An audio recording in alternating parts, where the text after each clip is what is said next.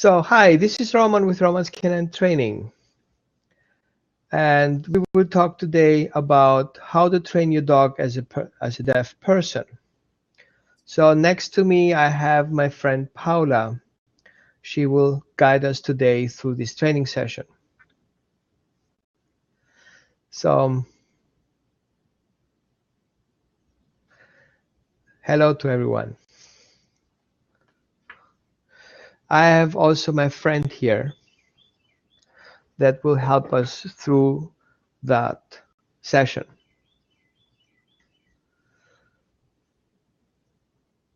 Rule number 1, we need to get communication with our dog. The good thing is dogs have a food drive, and we want to use that to our advantage. What I need is just one treat. Highest value, the better, the more dog attentions I will get. I use frankfurters or hot dogs that I cut lengthwise and then cut them in small pieces. 1/4 inch thick. I put them in a Ziploc bag and threw them in a freezer so that they get nice and frozen and they're easier to handle. So the first thing I want to introduce my dog is what I have for him to do. So I show him the treat and I give it to him. Let me adjust something here. Be right back.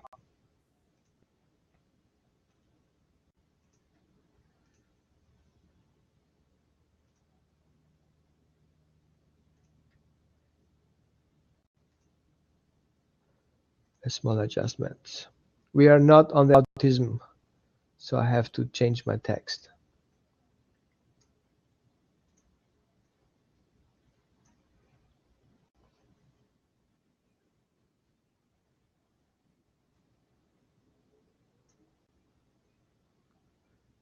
Good.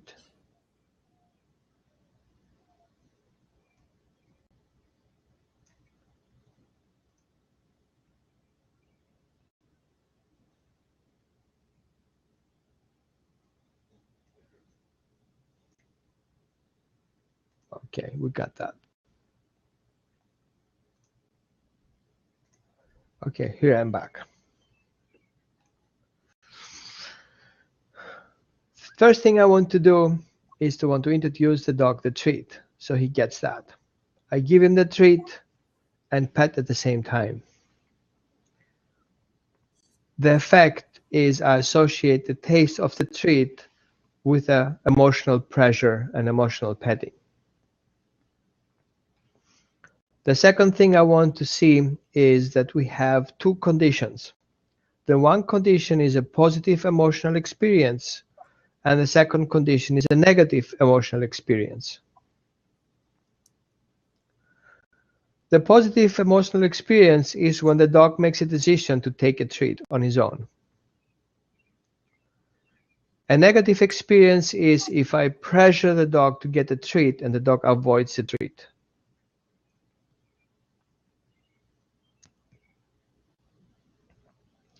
In both situations, it's about getting the treat. I want to make sure that the dog gets the positive experience out of it.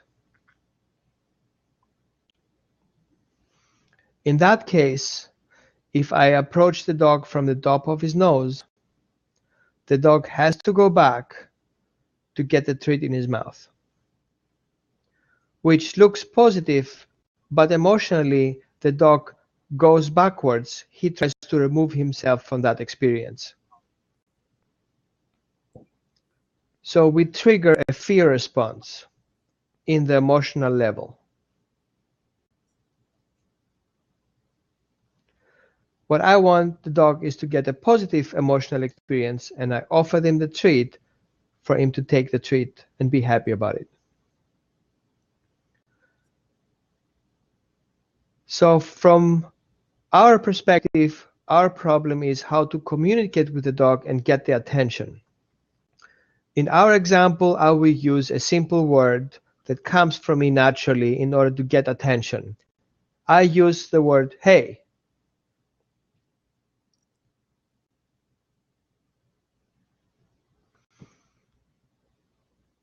So I use the word hey and offer the treat. The dog takes the treat and waits for me.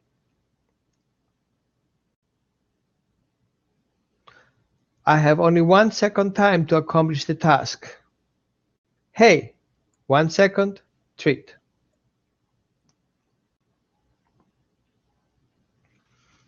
The next experience is when I delay the delivery of the treat, the dog will look for the treat. So the dog is looking forward or somewhere else, and I say, hey, the dog turns and I give him the treat.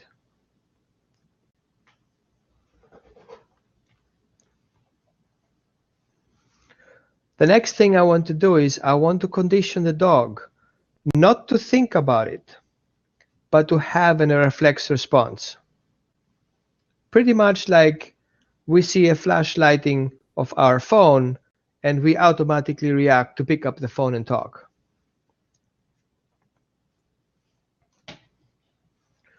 What we will achieve basically is that we're constantly aware where the phone is so we can see the flashlight. Right? If I have a flashlight, I know that my phone is on.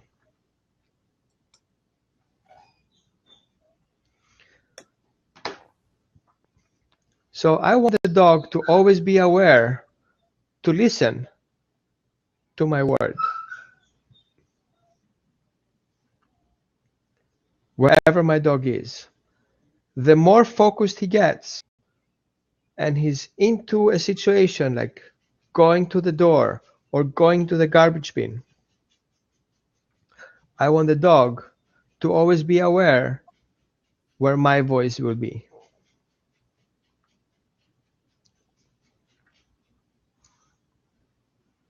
So again, I have my dog, he's getting in trouble.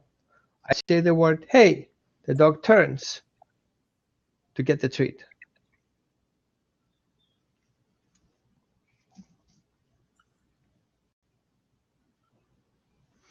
I do not reward the dog for getting into trouble. I reward the dog to pay attention.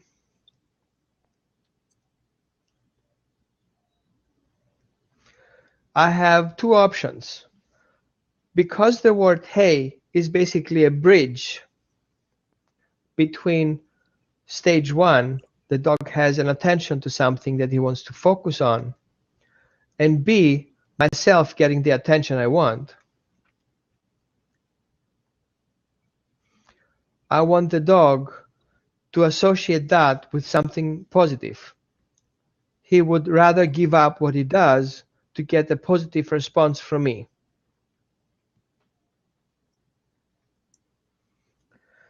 In order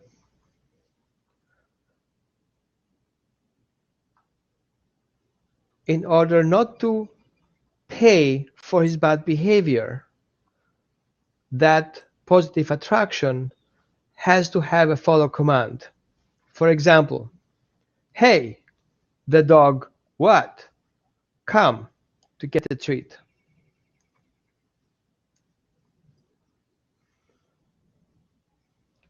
In that case, my dog is rewarded for coming, not for getting in trouble.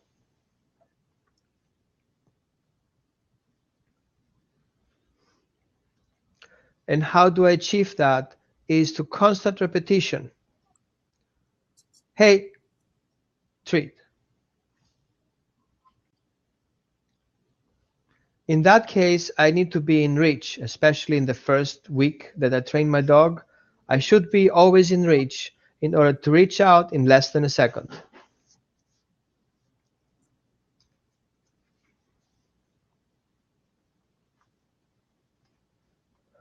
The second level on our exercise will be to create a bigger gap between our word and the dog's reaction. We want from now on the dog to look for us, to get the input and the command that follows the verbal command, hey.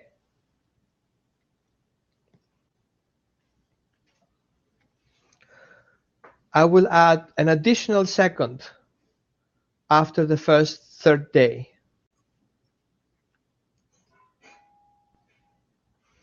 Hey, and I will reward every time I get a response, treat. So if the dog doesn't give me a response, I will not serve the treat. For example, hey, no response. Now he responds, now he gets a treat.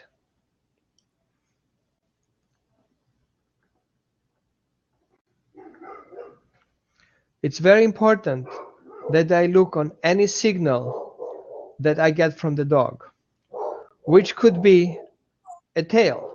Hey, treat. Hey, treat. Or the dog is looking forward. Hey, treat. Hey, treat. But the best thing for me is if I say hey and the dog turns his head. That's what I want to pay. That's my scope.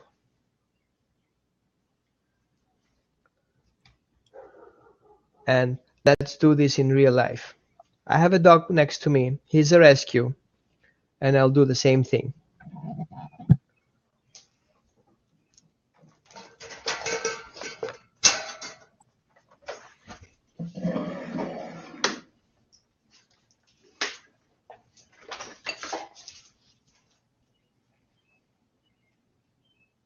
Oh, here I am. Hey!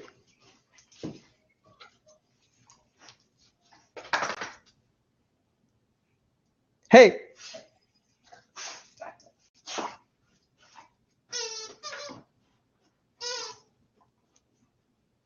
Look! Look!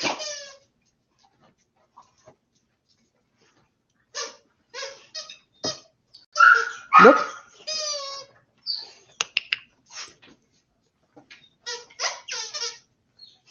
Come. The problem here is that the treat that I offer is not good enough. What I will do is I will increase my treat. So, a second.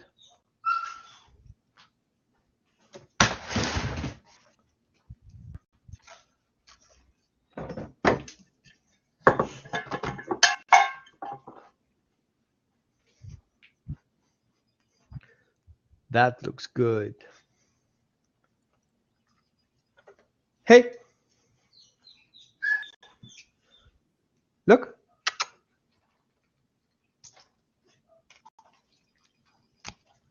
Hey!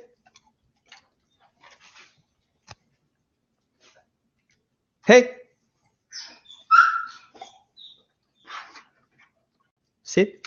Good. Down. Good job. Okay.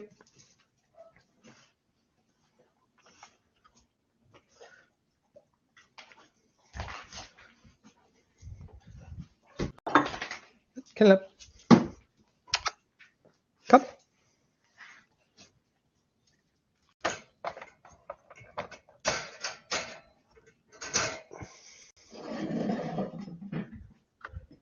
Okay, here I am again. We saw in the beginning, if the value of the treat is low, the dog will not be able to disconnect what he does.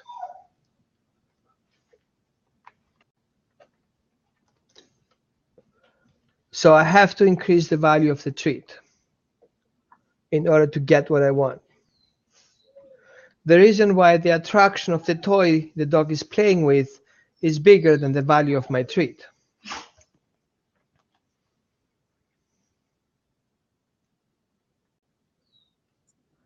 Does anybody have any questions for now? In order to answer, to put the question, you can type the question on your left lower and send a message.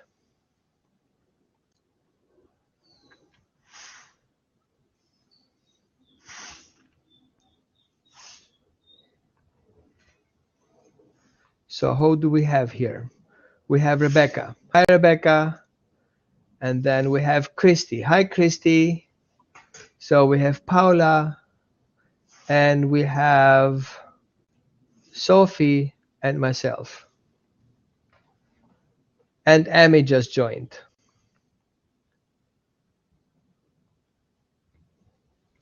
So any questions so far?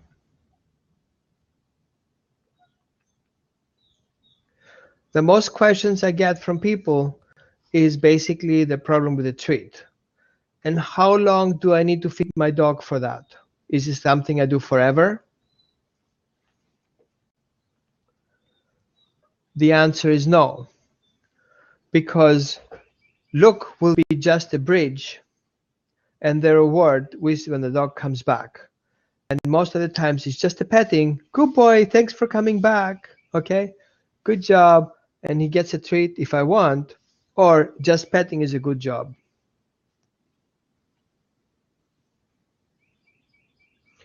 We want to use the dog's drive to get him off another drive. Usually dogs are working dogs and they have a certain purpose. So if the dog is doing his purpose, for example, standing at the door and barking, just calling him off is not how it works. The dog will not be able to let go of his job. So I want to teach him that letting go of the job is a good thing and will be rewarded if he's being asked for that.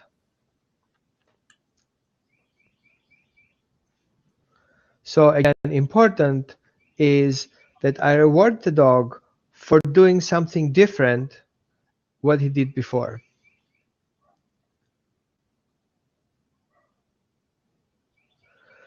Our next question that I usually have to answer is, well, what happens if my dog gets in a fight with other dogs? How can I get him back?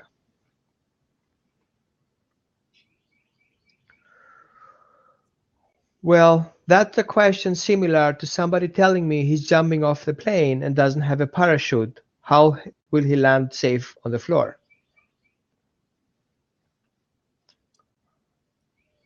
So the answer is that cannot be done just with words.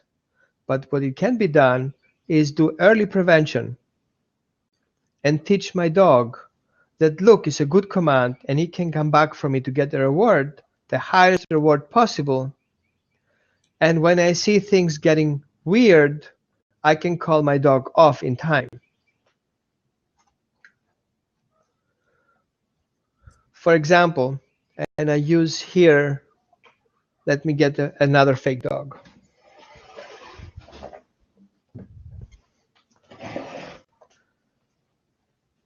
Let's say, for example, I have this dog here who stands next to me. Let me put the camera lower.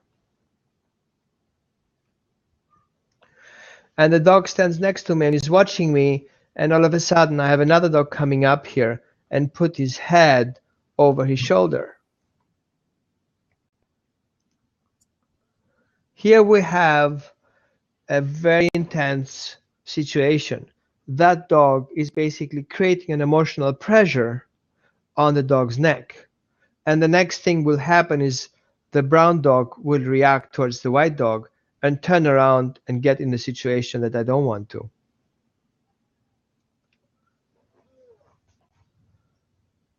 So when the dog approaches and I see his intention is to go over there, so if I see it from the top, I have the dog going towards my dog's neck. Hey, what? Treat.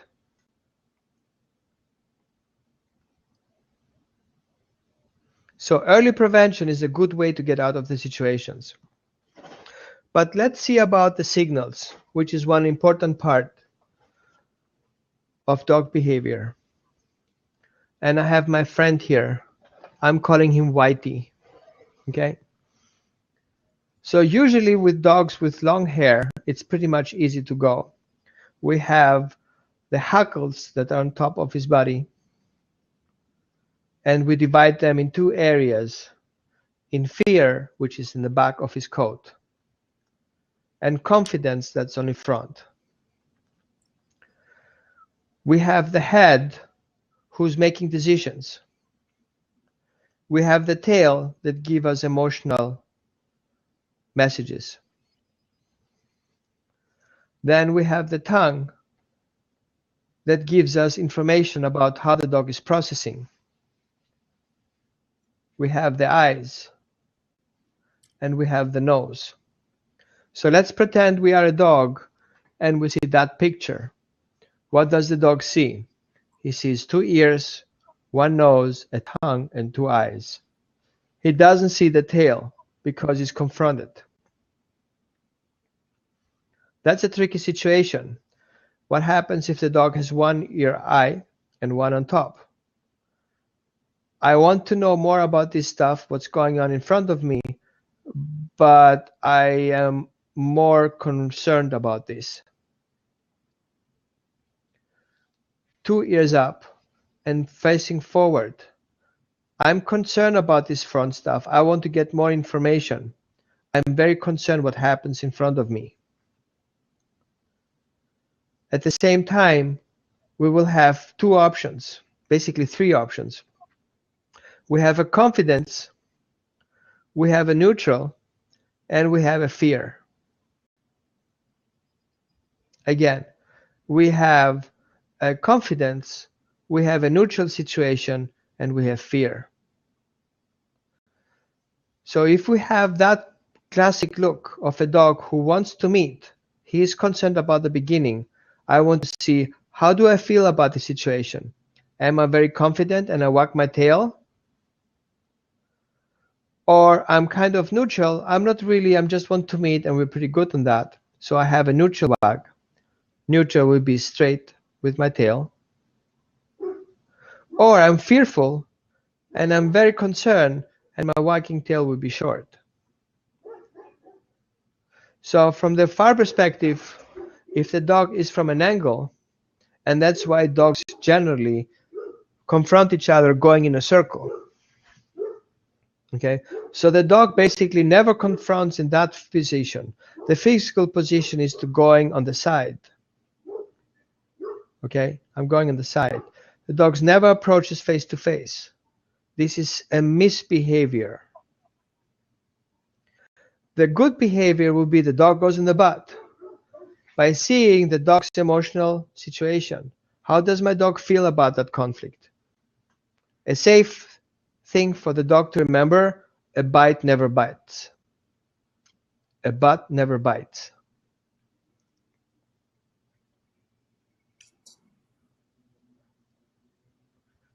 But a mouth does.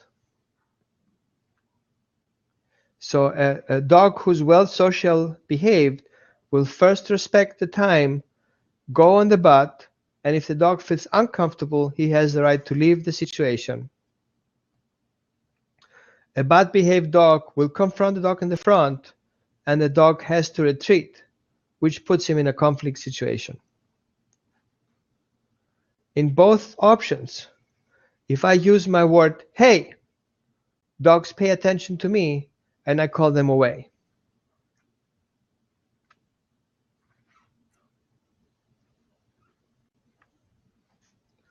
So again, a positive interaction is when the dog has good intentions. He's wagging his tail, and we can see that. From one side to the other, full range, is I want to meet the dog and I have positive experience to expect. If I have the dog watching him from the top, wagging only on one side, I have intentions to meet, I'm still concerned about the situation. So the tail wag goes from one side only in one direction. It doesn't do the whole range. So if I give the dog a treat, he will range the whole thing. If I lift the shovel, the dog will walk on one direction. So let's see this from the side. A dog that sits a treat will most likely walk the whole direction. If he's very confident about the situation, he will walk on the top. If he's afraid to take the treat from his owner, he will walk low.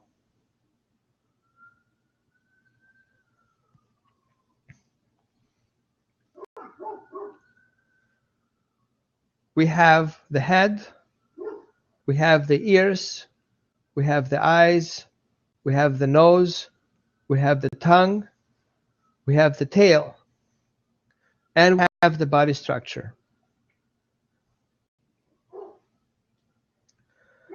A dog who stands still, like that exact position, I can see I have a confident position. The dog is slightly feeds back. I can see he's not so super confident. He has more concerns because his back legs are stretched. And he has intention to meet because his tail is wagging. A dog with low tail, stretched back legs, is not confident. Usually the ears are either back or low. I want to call my dog back. Hey, dog turns, let's go. And I walk away.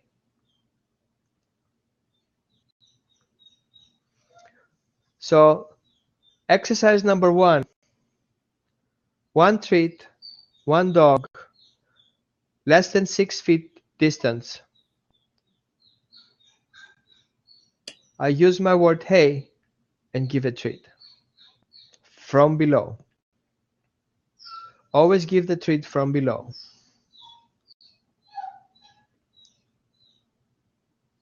Second homework. The second homework is important because I want to establish myself as a person to trust. So here is what dogs do. Dogs have conflicts or disputes. And the reason why is because sometimes they don't know the solution and how this situation will end.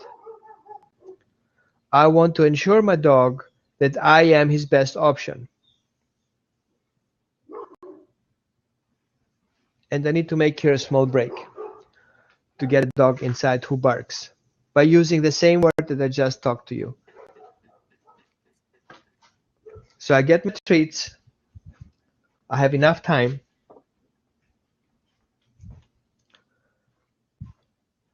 I'll open the door. Hey! He's with me. Good job.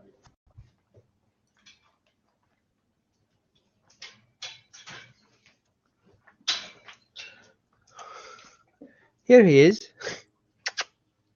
Good job. What did he do outside? Good. Okay. So he goes back to bed. Be right back. Come on. Let's go to bed. Kennel up.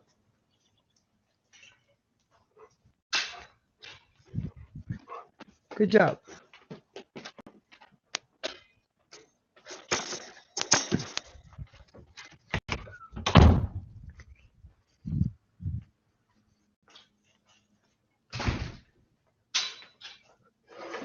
I called my dog back. He was barking outside. I used the word hey. He came back. He got a treat. And we went inside. This way, the dog doesn't associate my call with confinement, because the reason we came is to get a treat. And then I put him inside. So I rewarded him for calm, and I didn't punish him for confinement. Do we have any questions so far?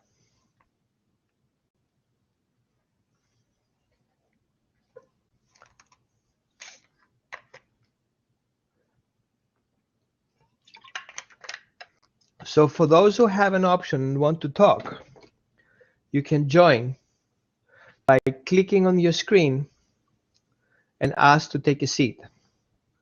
This way I can call you in and basically sit in front of us like I do, and Paula will able to translate if you talk in American Sign Language, she can be able to translate and I know what's going on.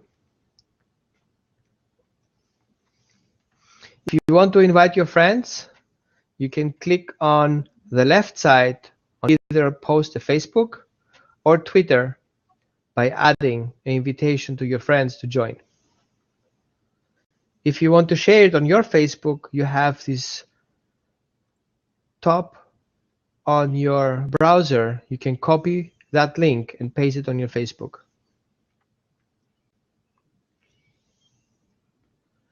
So who do we have here on our board? We have Christy. Hi, Christy. We have Kelly. Kelly June Thompson. And then we have Rebecca. And we have Paula. And we have, who's that? Sophie and myself. Good. Okay, so homework number 2. Again, I have my dog.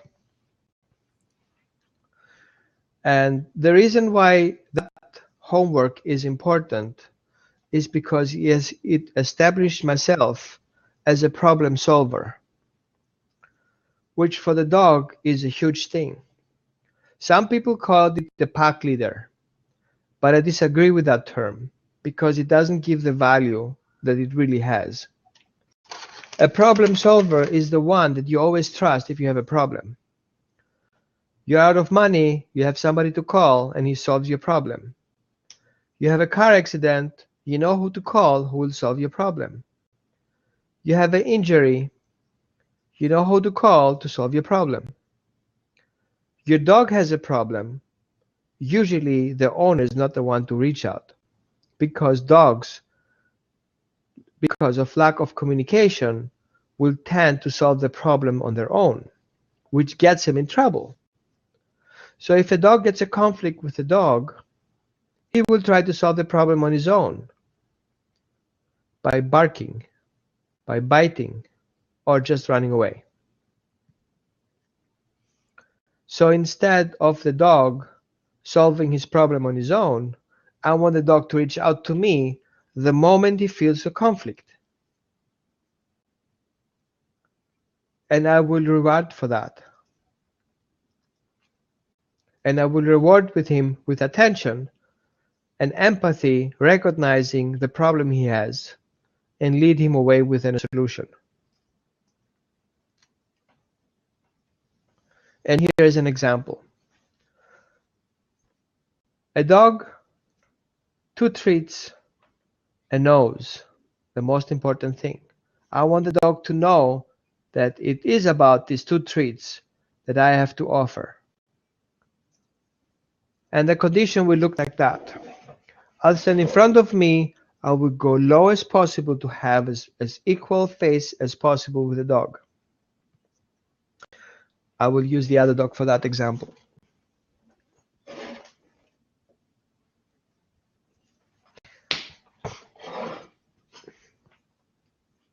So I'm facing my dog.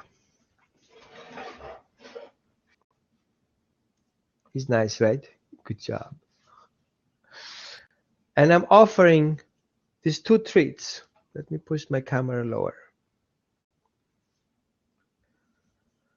I'm offering these 2 treats, and then I open up my hand 3 feet apart. The dog is attracted to do 2 things. Go on the one side or go on the other. Because I have 2 treats that he wants. He can only get one at a time. He will go on one side or he will go on the other. And this is a conflict, because if he grabs the one treat, he will lose the other, and if he grabs the other, he will lose the one.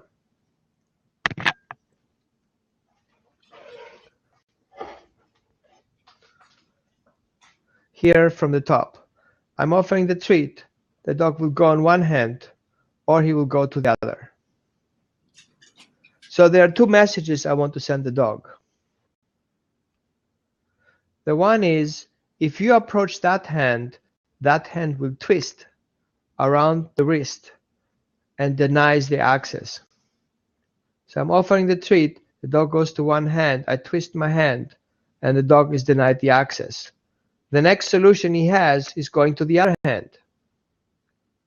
At the same time, I twist my hand and deny the access, while the other hand invites the dog to go back where he was.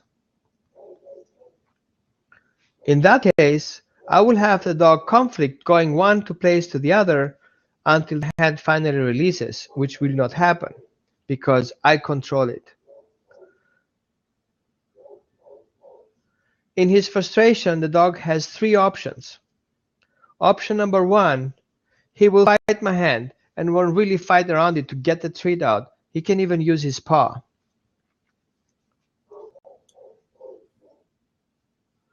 Some dogs will push the hand by creating an emotional pressure towards the hand, which is the same pressure that we saw in the previous example, going after the dog's neck, creating emotional pressure for the dog to respond.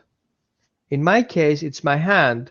He creates an emotional pressure for me to release the treat, which will not happen. My solution: create an event where the dog will face me and I will release both treats at the same time, which solves his problem. And here's an example. The dog goes after one treat. I deny, he's going after the other. And finally, the dog stares at me without going either way by basically asking me a question. Can you please help me? This is where I offer both treats at the same time, simultaneously in his mouth.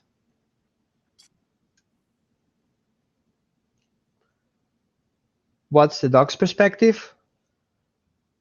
He finds a solution by getting in communication with me that solves the problem how he gets both treats at the same time.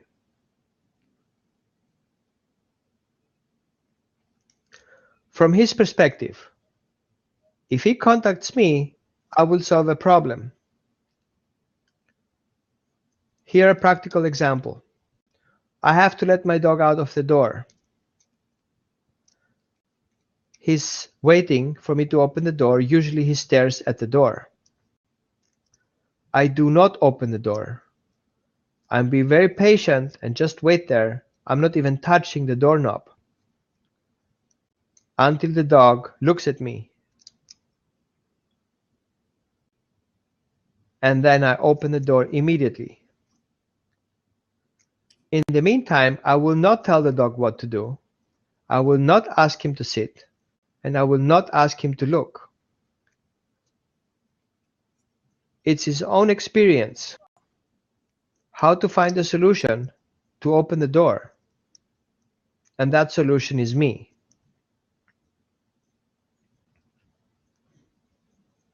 The next example is food.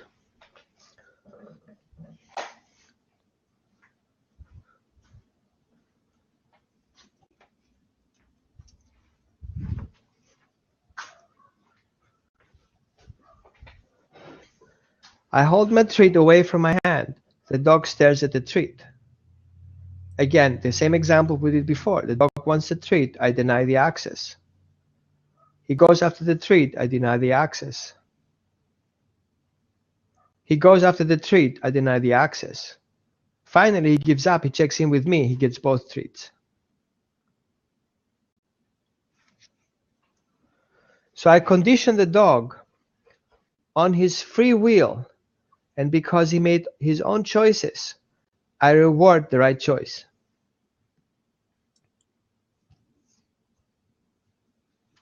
Now, every dog the dog wants something, he will check in with me.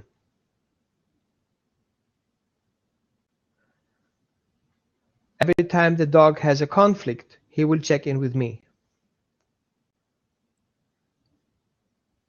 Every time the dog has a fear situation and is uncomfortable doing something, he will check in with me. To the next level is For example, the dog sees something far away. He checks in with me to tell me that he's concerned, and he will show me back for what he's concerned for. So his body alignment will give me the direction where the problem lies.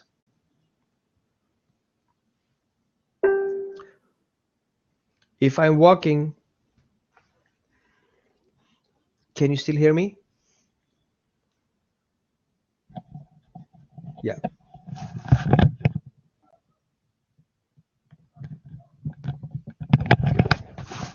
Yeah. If the dog looks ahead and is concerned, he will check in with me, telling me that he's concerned. I give a good command, good boy, for showing me where the problem lies. And it's in my discretion to find the solution out of it. Option number 1, I walk away.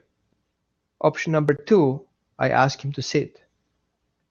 Option number 3, we go and meet the problem.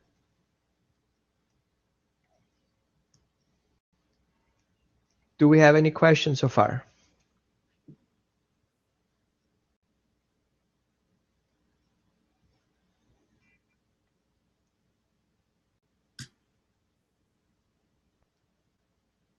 Does everybody have any questions?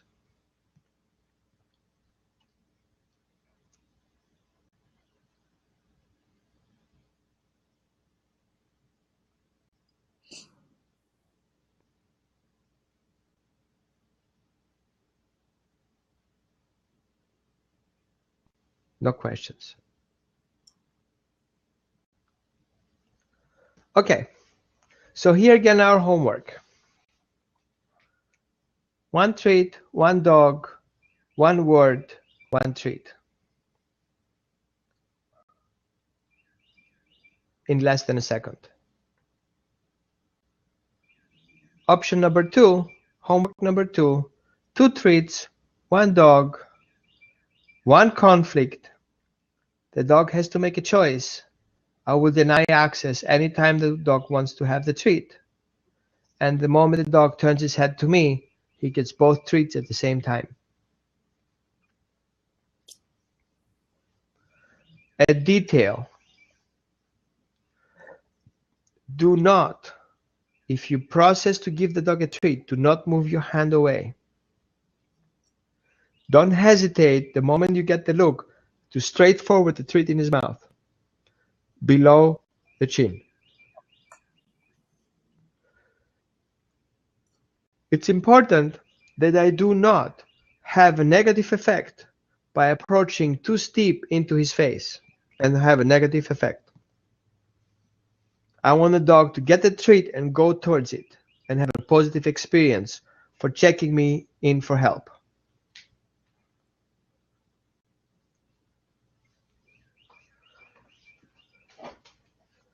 I hope that will help you, and I would like your feedback.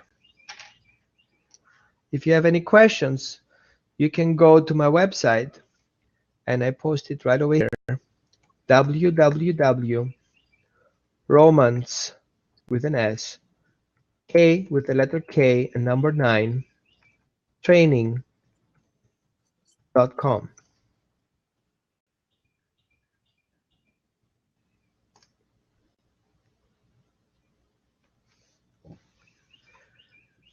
Oh, we have a person who wants to call in. Just a warning, bad comments or misbehavior will be punished with removal. Hi there. Okay, Theodore. Can you hear me? Yes, I can hear you, Theodore. Okay. I'm going to be doing some sign language just to translate for our disabled viewers. If that's okay. Yes. Okay, so just talk and I have I a didn't degree. hear the question. You have a degree in what? So you're saying I can speak in sign language, so I will do sign language while you speak for our disabled viewers. I just ask that you have some type of respect for them. Okay, so what language do you want to speak on? No, not sign language for deaf people. I understand, but which sign language do you want to talk to? American? Language, yes. British Sign Language is like Okay. the craziest one I've ever heard of, so yes. Okay. Let's go. I didn't hear exactly the question. There was no question. I'm just saying I'm going to translate for you as you do it. Okay. What about Paula? Do you don't like her language? Pardon me? You don't like Paula's language? No, I'm not a fan of it. I'm sorry. And I'm not educated enough to be able to speak on that, but I will be doing American if that's okay. Okay. For now, it's not okay because Paula is dedicated to our group to do the translation. So I would So, like you to step off. Okay. well, Thank you so Paula much. is actually not connected, so we can't see her. So You don't see Paula? no, she's not connected. Ask people in the comments. Okay. Does anybody see Paula? Can you guys comment on the thread so everybody can see her? Oh, okay, that's strange. Maybe that's just my connection then. Well, I can speak Pacific Islander sign language as well, so if you Okay, need maybe you that, want to just let me join know. here and focus on here. But thank you very much for joining, and maybe you want to join the group and be available for our next blab. That would be awesome. Actually, I do have a question. I do have a question. Go ahead. Will you fund pocket money? 1 second. I'm just gonna get my friend in here to ask the question better. He has a better understanding of it. Sorry, guys. That's what happens. Okay, back to our homework. You're welcome. So, back our homework. 2 treats. You have a dog. You want the dog's attention. Wait for the signal that the dogs ask you in particular for help, and then give him the treat.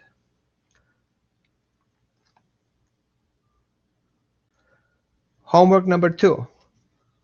1 look, 1 treat. An extension of the homework. Whenever the dog wants something from you, I would definitely encourage you to be patient until the dog gives you the look of approval. I want to get out. Can you help me, please? You open the door immediately and let the dog out. So anything the dog wants comes through the question, can you help me? This way you encourage your dog, if he gets in a trouble situation, to ask you for help to solve it. That will increase your emotional relationship with your dog because finally there is somebody there that he can trust in a crisis situation.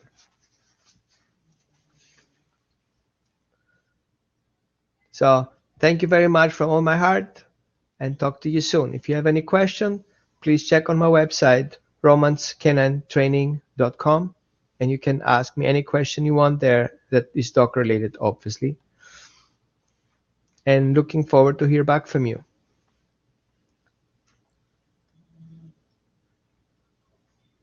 I hope you enjoyed your webinar, and you're welcome to share it on your Facebook group.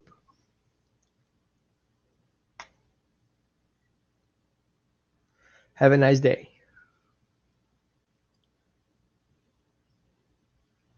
I just can't type in, so I had to call in and say thank you both. They're welcome. Thank you. So could you see something that helped for here? Yes, and my daughter, like I said, told you today, she wants to learn American Sign Language, so this is really entertaining for her, and it helps her out as well, not just the 4 legs, but also the 2 legs. So Paula is a sign language translator. So she's in Canada, and she was volunteering today to help us with our group. Very nice, very, very nice. Thank you so much. Does your daughter have any questions to Paula? No, she does not. She was just curious, and I thought this was a perfect opportunity. And I thank you too, Roman, for what you do with the dogs. Thank you so much. How old is your daughter? Okay, y'all have a good night. How old is your daughter? Well, I have 3 daughters, but the middle one, she is. Oh, great. Yes, that's what she wants to do. She's like, I want to stand in front of the kids. And I'm like, okay, you do that. Start now while her brain is still really pliable. Right. Right now. Okay, well, I appreciate it, and thank you guys again. Thank you. Bye-bye. Thank you. Good. Well, that was good. Okay.